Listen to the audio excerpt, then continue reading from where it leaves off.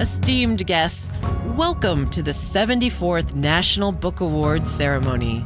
Tonight's host is LeVar Burton, renowned actor, director, producer, and lifelong literacy advocate, whose decades-long body of work includes Roots, Star Trek: The Next Generation, and Reading Rainbow. He is the honored recipient of 7 NAACP awards, a Peabody Award, a Grammy Award, and 15 Emmy Awards. Please welcome LeVar Burton.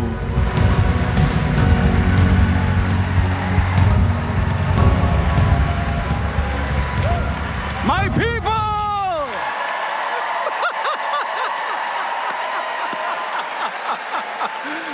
Oh, thank you. Thank you so much for that warm welcome, and welcome everyone to the 74th National Book Awards. Yes. I had the tremendous honor of serving as Master of Ceremonies for the 70th National Book Awards in 2019, and it genuinely means the world to me to join you all again on this stage to celebrate the importance of literature to our shared culture. Before we get going, are there any moms for liberty in the house? Moms for liberty? No? Good. Then hands will not need to be thrown tonight.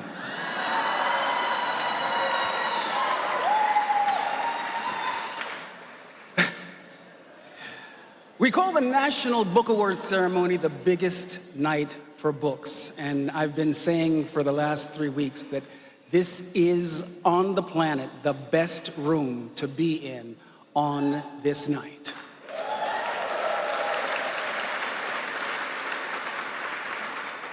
There are hundreds of you beautiful people here in the room tonight, and thousands more tuning in online worldwide. Shout out to my sister Letitia, who actually taught me how to read. Thank you, Letitia. She's watching the live feed. It is a very special thing to be in community with those who believe, like I do, in the power of reading. It was 4 years ago on this stage that I spoke a bit about my mother, Irma Jean Christian, an English teacher. And it was my mother who taught me at a very young age that if you can read in at least one language, you are, by her definition, free. And the idea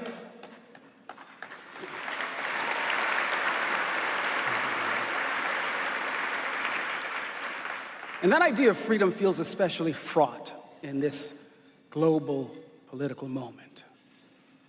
There are wars and rumors of wars and the machinery of war at work. On the home front, we are fighting for control of truth and how we interpret truth in this country. Books are being banned, words are being silenced, and writers and others who champion books are under attack. And there is a reason, I believe, why books are under attack. It's because they are so powerful. Stories are the tool that enable us to better understand ourselves and, yes, our history, to live over the course of a few pages in the experiences of another, and to create a world where we can all be free. Thank you to the 2023 National Book Award finalists who help us believe in a brighter future. And yes,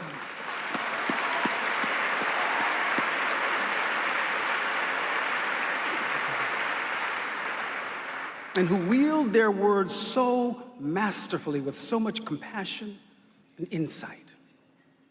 So tonight, we are celebrating books set from literally around the corner to around the globe, from the past through the present and into the future. You see what I did there? The diversity of these works illuminate our shared humanity, our world as it is and as it could be.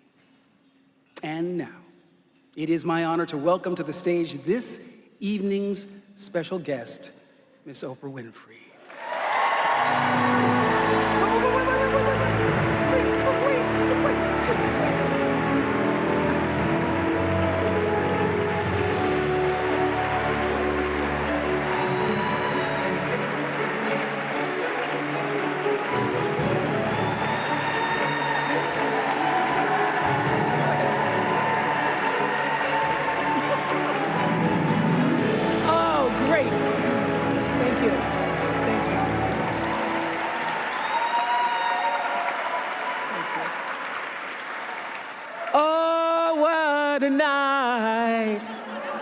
What a great joy for me to be here, to share the same space with all of you, my heroes and heroines, because books have rescued me, books have delivered me, books have exalted me and helped me discover more of myself.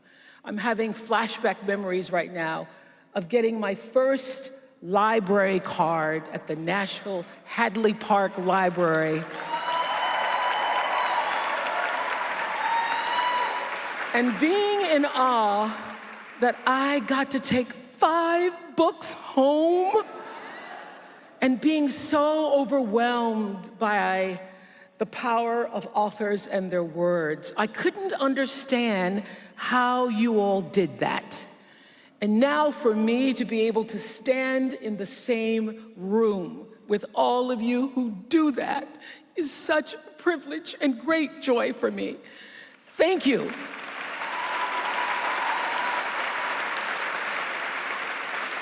Thank you, Ruth Dickey, and the whole team at the National Book Foundation. Thank you, LeVar Burton, who loves books as much as I. And again, to the finalists, to the long listeners, to every single writer who has graced us this year with your words and with your wisdom. To all of you who faithfully labor at putting pen to paper, fingers to computer, creating inspired connections to our imaginations.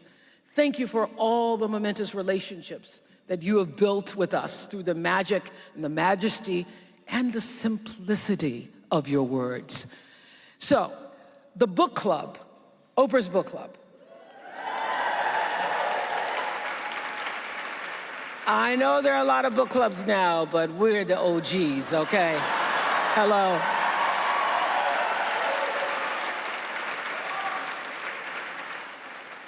Back in 1996, the book club started on The Oprah Show because my producer, Alice McGee at the time, and I had our own private book exchanges going for years. And she suggested one day, she said, since you love books and authors so much, why don't you share your excitement with our viewers? And I said, Alice, you cannot do a show with authors who write fiction, because the audience is not gonna know what we're talking about. And she said, they will if you give them time to read the book. And 27 years and 103 book club picks later, I am grateful for the sense of safety, the sense of purpose and growth that this community has given me. Every day I get invigorated by opening a book, often by reading that first sentence. First, I got myself born, says Damian Fields on page 1 of Demon Copperhead. Thank you, Barbara Kingsolver. You know, until that moment, I never thought of it quite that way before, that we get to own our own entrance into the world. Or how about this? On a hot night in apartment C4, Blandine Watkins exits her body. She's only 18 years old, but she spent most of her life wishing for this to happen. That was Tess Gunty for the Rabbit Hutch. I want to especially thank tonight the readers Here and at home, the people who poured through all 735 pages of an epic novel set in India with me. Hello, Abraham Verghese and the Covenant of Water. Or wept over a memoir or opened their minds to the ideas of a nonfiction book about our culture and our world. Not to mention all those young people out there who found their voices in books written for them or by them. Hello, Amanda Gorman. I'm talking about the readers who picked up The Color Purple 40 years ago and found the kind of truth that I found in those pages. Dear God, I am 14 years old. I've always been a good girl. Maybe you can give me a sign letting me know what is happening to me. Truth that translated into a movie, into a Broadway musical, and now the movie version of that musical, opening this Christmas at a theater near you. That is the power of a story well told. Thank you, Alice Walker. It's been 24 years since my last time on this stage in front of this podium, and since then, as LeVar stated, between 2021 and 2022, the American Library Association saw a 70% increase in requests to ban books from public schools and libraries. And it's looking like this year is going to be even worse. Early data shows us that number has already risen by 20%. So over 75% of those books banned were specifically written for younger readers. 41% had LGBTQ themes or characters, and 40% had a main or secondary character of color. So who exactly is trying to keep these books off the shelves? It's not the majority of parents. This September, 67% of parents surveyed by the Every Library Institute agreed that banning books is a waste of time. Meanwhile, there's been dozens and dozens of bomb threats against libraries. Tracy Hall, the former director of the American Library Association, hello, Tracy, says that at least 10 of last year's threats were verified, and almost every case had been linked to somebody who was disgruntled about the right to read. Amanda Jones, a Louisiana school librarian, in July of 2022, went to a public library board meeting to speak out against an attempt to ban books. And that day, she showed up at that meeting as just a concerned citizen. She didn't say where she worked. She just spoke about the importance of having diverse books. Immediately, she had her work address leaked. People began posting nonstop, making accusations about her abusing the young readers at her library. Children she dedicated 23 years of her life to educating. She started getting death threats, all for standing up for our right to read. And 2 years later, she's still nervous to go out in her community. She has her groceries delivered, she says, but she's not stopped fighting against book bans or stopped advocating for access to diverse stories. The numbers back her up. This year, the nonprofit First Book found that just 6 months after diverse books were added to classroom libraries, classroom reading time increased by 4 hours per week. I was 15 years old when I read my first diverse book, Maya Angelou's I Know Why the Caged Bird Sings. And the whole world fell away from me. It was the first book at 15 I ever read with a Black protagonist. That book gave a voice to my silences, my secrets. It gave words to my pain and my confusion of being raped at 9 years old. Until Caged Bird, I didn't know that there was a language, there were words for what had happened to me, or that any other human being on earth had experienced it. That's the power of books. And yet,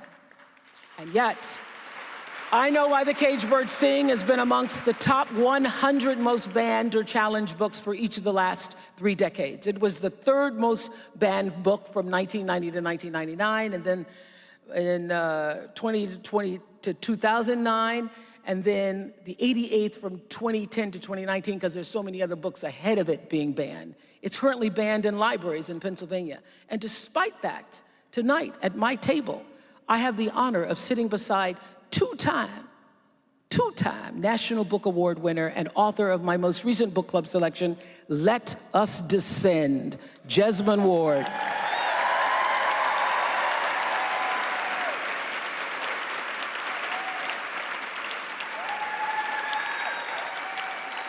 In 2022, Jesmyn's first novel, Salvage the Bones, was challenged in Guilford County, North Carolina. And thanks to the efforts of teachers and parents and students and citizens, just ordinary folks, came together, stood together. The book remained in the high school curriculum because the community said it should and would.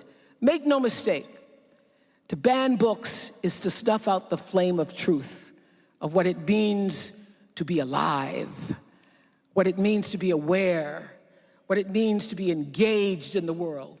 To ban books is to cut us off from one another, to shroud us in a solitary darkness, a soulless echo chamber. To ban books is to strangle off what sustains us and makes us better people.